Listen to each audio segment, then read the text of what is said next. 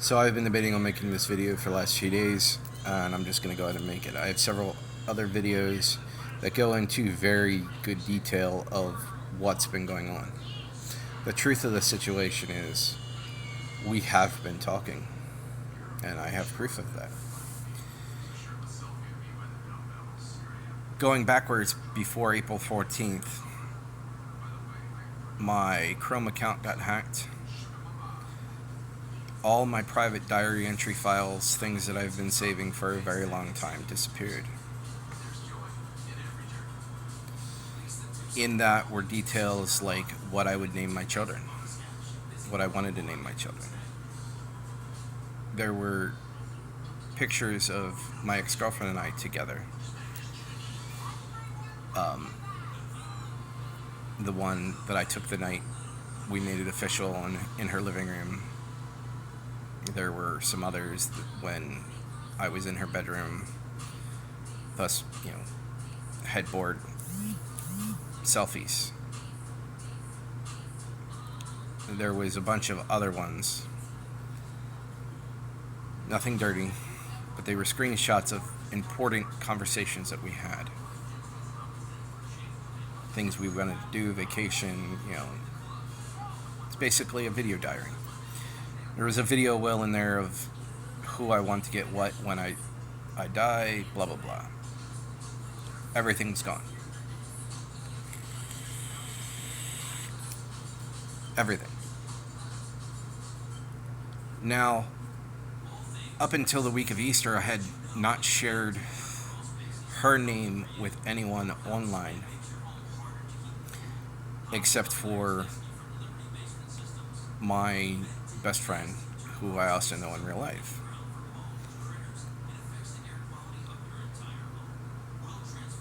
I did not ask anyone to ever do anything malicious.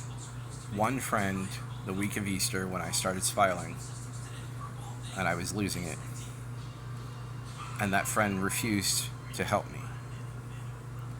And all she was supposed to do was send a screenshot of what I wanted my ex-girlfriend to know if I actually ever did it. I ended up going away for 6 days. I missed my niece's birthday.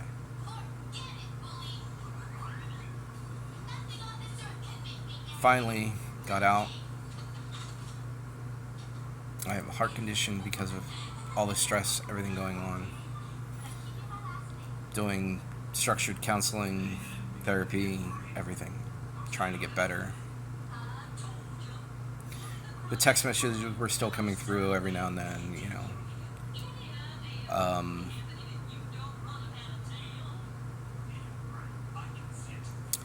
comments being left on TikTok videos from people that have been around since the beginning of videos started going up.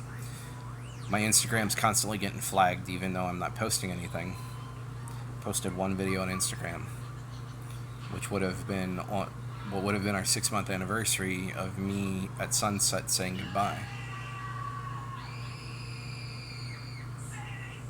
I then found the person on Instagram, or found out who it was that was flagging me, because the flag stopped coming down. But when I did a name search, his name was now available to me, where before it wasn't. So, going from there, I told my ex-girlfriend after we started talking. Now, she reached out to me Sunday, April 14th as Amanda, and that's why I reached out to her friend Amanda, because I truly thought that first night that she was there with her, helping her talk to me. And then later we video chatted that night and we discussed things. She filled me in on nasty stuff being sent to her. One of the names on one of the accounts was similar to a name that I've always wanted to name my children. And so now I'm thinking, who knows this? Who knows these details? Well, the conversation file, screenshot of the conversation, was saved in my Chrome account. So whoever hacked my Chrome could have known this. Going from there, we decided to meet Sunday, April 21st at Borough Park. We met at 3 or 4 p.m. I know this because I have a text message of when she tells me she's at, and I moved my car. We went for a quick walk through the park where we confided some more in each other. And we're talking as friends now.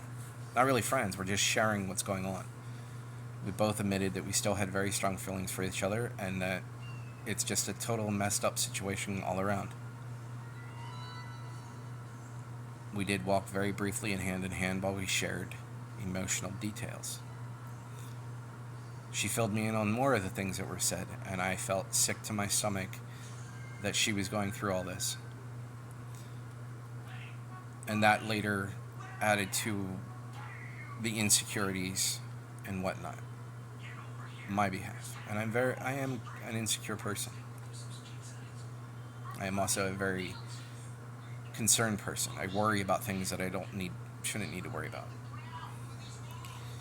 We then met again a little while later at Rolling Green Cemetery.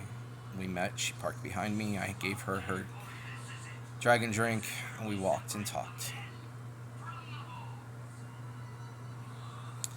We shared some details, we talked some more. This is first week of May. And the possibility of getting back together came up. Now at this point, I'm still trying to figure out what I'm going to do with my wife. I had already filed for separation, and I had one more appointment to pick up the paperwork. When I went to him, the lawyer was dragging his feet. So someone else ended up having to finish it.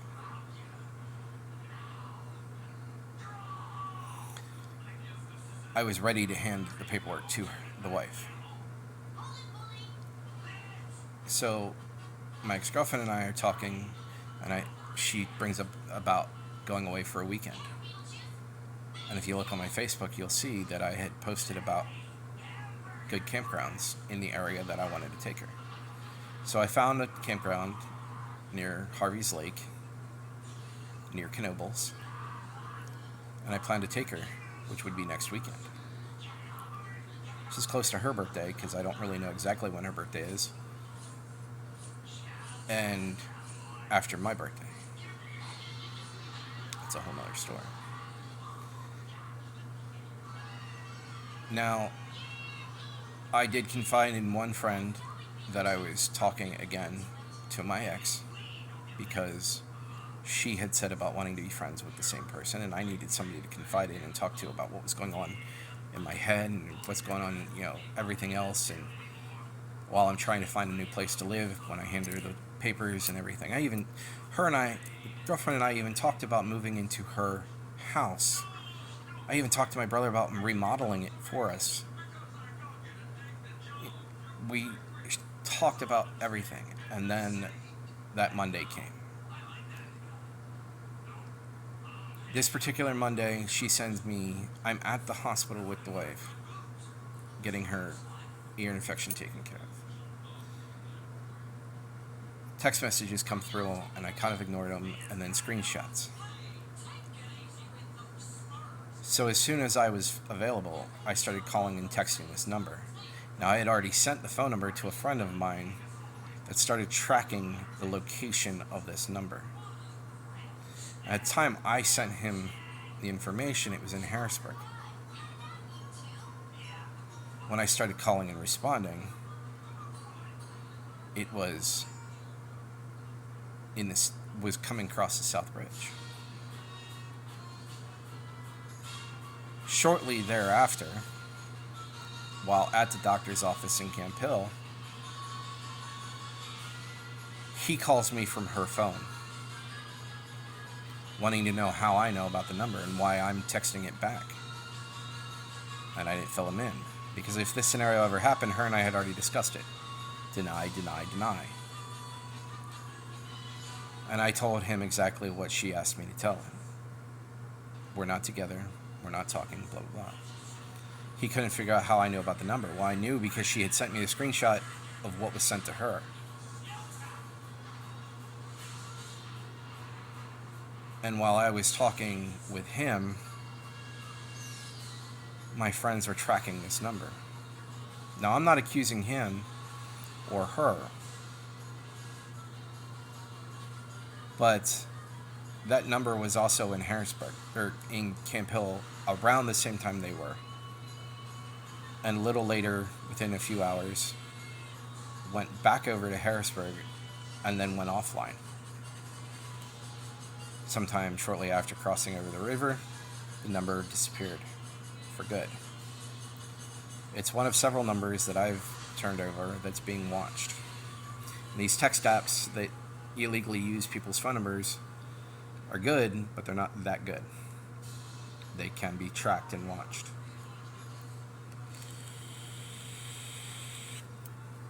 So, going from there, she's starting to get distant. We made plans to run into each other at the Greek festival. I got in food line. They got in her and her dad right behind me. As an accident, it wasn't an accident. It was pre-planned. I even stood with them for a second while we talked about what food we got, and then I went to the car and sat while talking with her. She then filled me in on the conversation she had with her father later that night about me. Now, up until this point, and this was before finding out about the baby, she kept telling me about how her ex or her boyfriend is now her ex because they have some kind of understanding now. I don't know if any of this is true. I'm going by what she's telling me. But because of all this and me not being a very trusting person, I was taking screenshots and uploading it. Because if this ever went south and police got involved, because they were involved already, I needed proof that we were actually talking. So I had everything uploaded to a flash drive. Take the screenshot, upload it right away. Nobody knew anything, and I didn't put it on my Chrome because I couldn't trust it. One of my friends knew that we were talking. She goes in to see former coworkers of ours and fills the one in. Well, it's kind of convenient that that one doesn't work summertimes. But she knew that we were talking.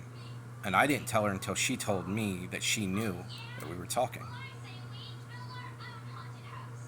The other one that works there still kind of knew because I filled her in that I was happy again. And I did tell her. I trusted her. I didn't believe that she would tell anybody else that works there. She's kind of like a grandma to both her and I, my ex and I. So then that Monday, with the 400 number calling and everything going on, she finds out. She calls me the next day and tells me the news. You know, what's going on. She needs time. She needs space. And I did get a little aggressive with trying to help her because I wanted to be there, because talking again with her brought all the emotions back, and it was almost like the whole previous 4 months didn't happen. Because if we were gotten back together, we had to have ignored it happening, because we either work it out and then have fear and doubt in each other, or ignore it and just grow together as one. Now, she was being a little hesitant and slow, and I'm not a very patient person, so I was scared. I'm still getting comments, I'm still ignoring them, reporting them, blocking them, blah, blah, blah. Most of which I never even replied to. So, she makes her decision, or so she says. A week goes by. The following week, she finds out, we're messaging. She sends me a thing about she didn't want me to get upset, and I didn't get upset. I wasn't upset. I understood where she was going.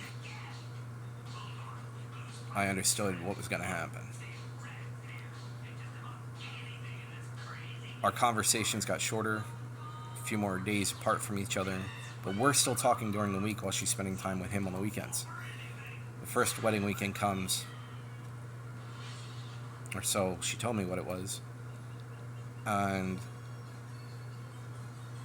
it was hard, but I did it and dealt with it, because the outcome of we were still talking possibilities as friends. Second, that week between there, we talked briefly, and I kind of got a little concerned with how she was phrasing things. Memorial Day weekend comes. Now, my Instagram is constantly getting messages, so I turned it to turned those people in, and then deleted the account. I then went to TikTok and deleted TikTok, but I brought it back up to do this. During all of this, I did something absolutely stupid. The week between the weddings, the week of Memorial Day. And I understand how stupid it was, and I probably shot myself in my foot with this. I'm getting concerned and scared because, she's not replying. And instead of telling me what's going on, what her decision was and, her choice, I went snooping for answers. And I found those answers without talking to anyone. I think I might have sent one friend request. So I came to the realization on the evening of the 23rd that she's going back to him and being with him. And I then started working on fixing things with the wife. Contacted the lawyer, told her to cancel everything.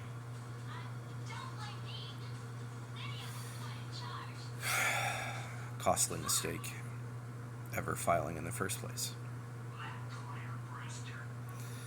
So, my wife and I talked. We were sharing things. I started getting text messages. My spam catcher's catching them.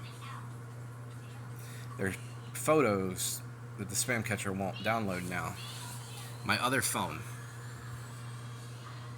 there's all kinds of things on there. So, while this is all going on, I'm trying to figure out and sort it out. I'm deleting accounts and blocking people and report, Friday morning, I get a phone call. Friday Memorial Day. I don't know who it was. It was a male telling me to leave my ex alone. And I repeated the same thing that I repeated to her boyfriend when they were at the doctor's office. It did almost sound like a recorded call, because as I was trying to talk, they weren't stopping to hear me. It was like it was a record. So, the first time they called, I didn't answer. Second time they called, I answered and hung up. Now, it's an unavailable number, so I'm not really okay answering them. Third time I answered, it was like 1 minute, 12 seconds, 18 seconds, something like that. And I just repeated it, the same thing she told me to say, and then I hung up. Within a few minutes, a text message comes through. And again, I don't know for sure who it was, because the voice did not sound like the same voice that I remember hearing back when I talked to her boyfriend the morning they were at the doctor's office. And I told him, leave me alone, we're not together, blah, blah, blah. I am to the point now, even with the heart condition, I am freaking out. My heart starts getting crazy. I end up in the emergency room for my birthday.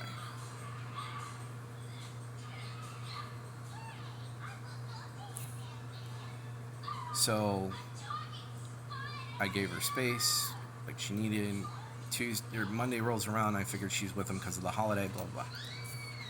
Tuesday, I start messaging. Safe question mark. No response.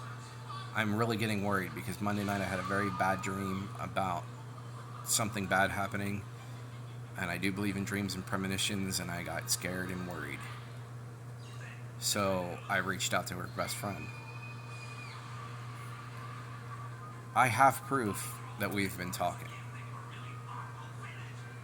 And I don't care if the police are involved or not. If you want to see this proof, I will show you.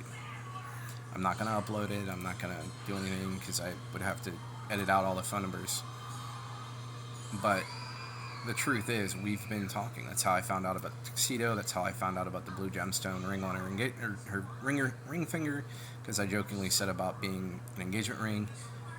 I gave her a bunch of costume jewelry gemstone rings that are similar to the purple one she wears on her right hand. While we were at Starbucks that one morning, we met. She was I was in her car while she was talking to her dad.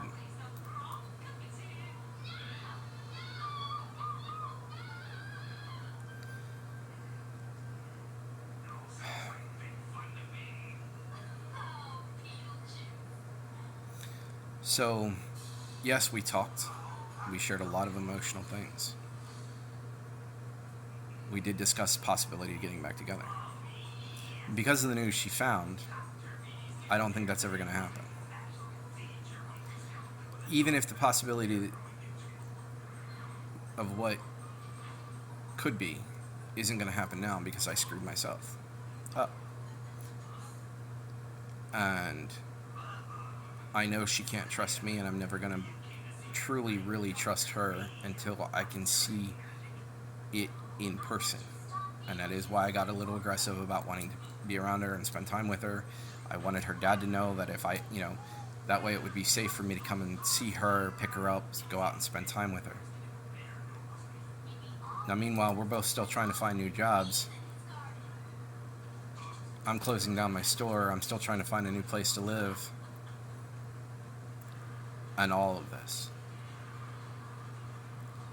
So since that Tuesday after Memorial Day, be talking to her friend who, should understand that we were actually talking. That's how I found out about tuxedo. That's how I knew about the eyeglasses. She sent me a picture of her with her new glasses on from the doctor's office, and in the upper right-hand corner is her dad in a red plaid shirt and blue jeans. And how would I know that if she didn't send me the picture?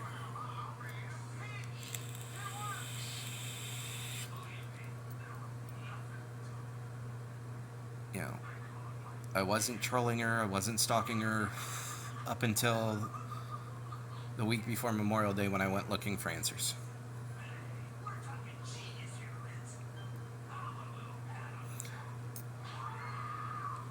I miss her. I love her. I would do anything in this world to be with her. She can't trust me. I don't know how to regain her trust. I don't share her name on any videos, and I haven't said her name in this one. And the few times that I have slipped, I remake the video.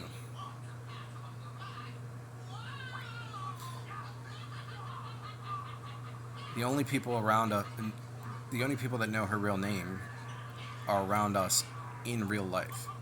In one form or another, one of us or both of us in real life. However, she's made her choice. She won't tell me that she's made that choice. She's just going to walk away and hide. So, I'm tired of trying to trace an angel. I really am. So I'm going back to my wife, and regardless of how much misery this will put me in, it's still a drop in the bucket of the emotional and mental destruction that this person has put me through. But the thing is, I still love her and still want to be with her and would do anything to be with her.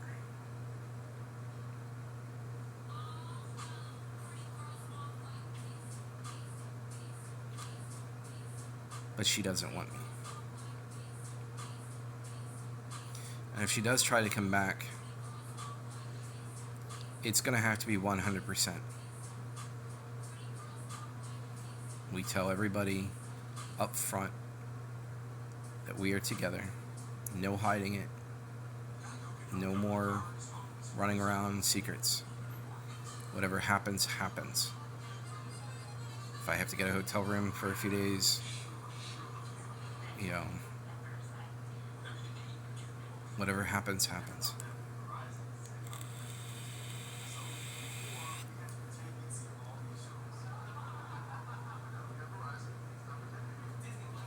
I'm sorry the outcome turned out to be this way. Especially since I know I shot myself in the foot with going snooping.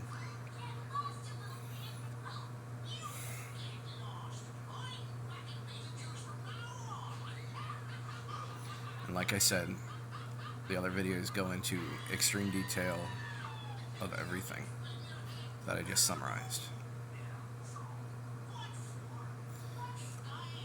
I love my angel, and I will always love her. But you can't love somebody and be with them when they want to hide and not share their emotions.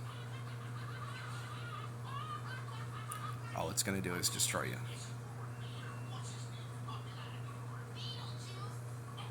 And it damn near did.